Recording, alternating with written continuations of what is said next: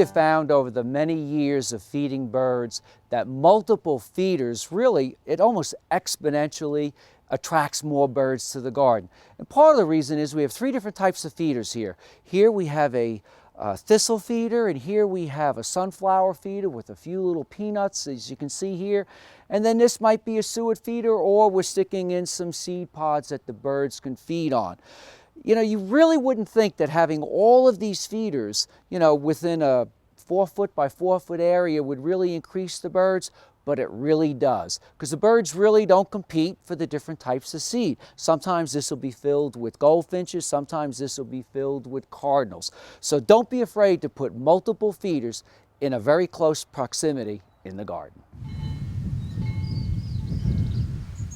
Think about extending your garden away from the home. A lot of us have homes with just a basic foundation planting, but birds really want to have an area that they can fly to first, and then they'll come up real close to the house where you have all your feeders. And it's not hard to do. We just came out and created some of these flower beds behind me and planted a few shrubs and a few trees, and over a few periods of years, you'll see all what you see behind me, even including ornamental grasses. Now, the thing you're going to notice is I have not pruned my ornamental grasses.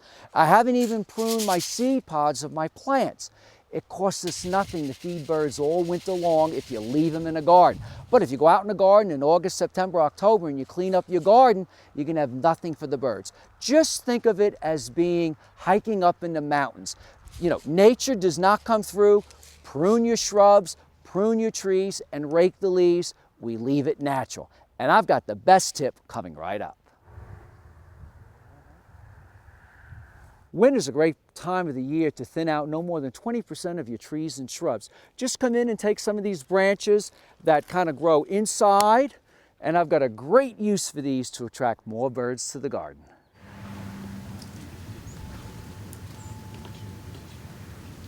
For many of us, we'll consider this a pile of brush, but look at it differently.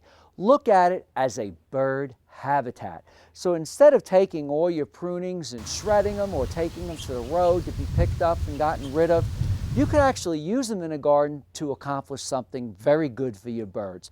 The birds love piles of branches. And you know, when I'm saying hundreds and hundreds of birds, I mean, that is reality. And a part of the reason is the birds, like the sparrows and the finches, really, and the juncos, like to be right around the ground or close to the ground.